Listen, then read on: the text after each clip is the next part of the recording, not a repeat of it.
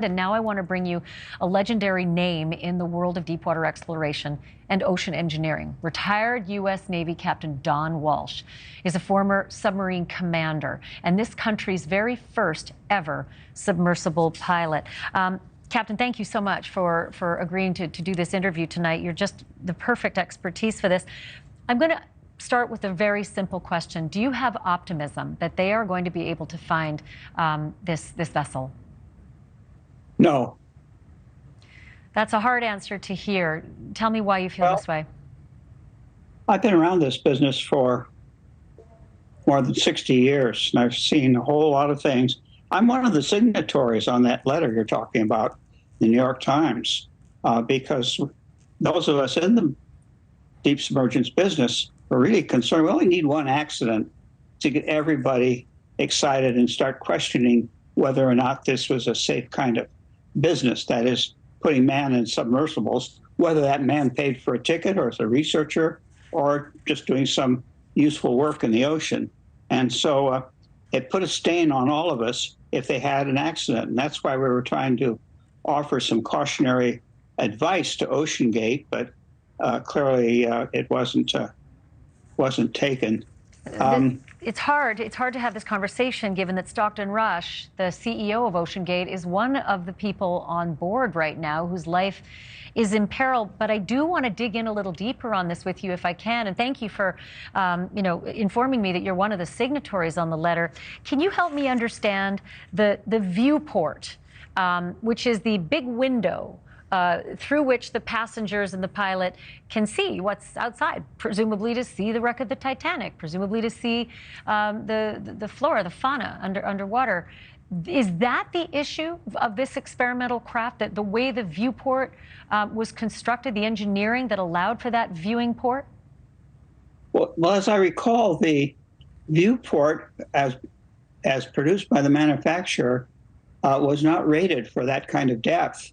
The manufacturer said this in delivering it, the viewport. Now, that's hearsay on my part because this all happened a while ago, and I've, gone off and done other things. But that was just one thing. A big thing was how the pressure hull was built.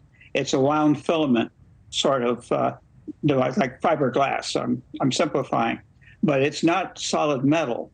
It's made out of probably a carbon glass fiber, something like that. Again, I'm sort of winging it here, but I think I'm close. And what they do is they wind it around and basically make a mesh of it.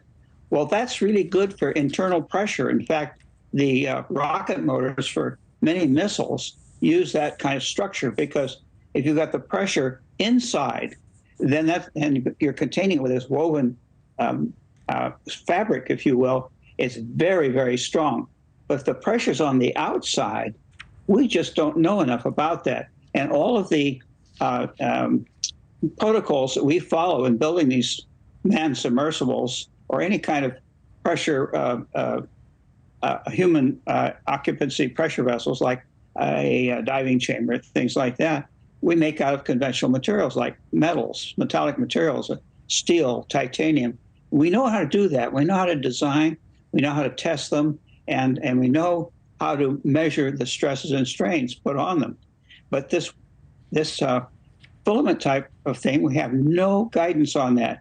And the organizations, and there's several, they're called classification societies, which set down the rules for the design, the construction, and the operation and the maintenance of submersibles, manned submersibles.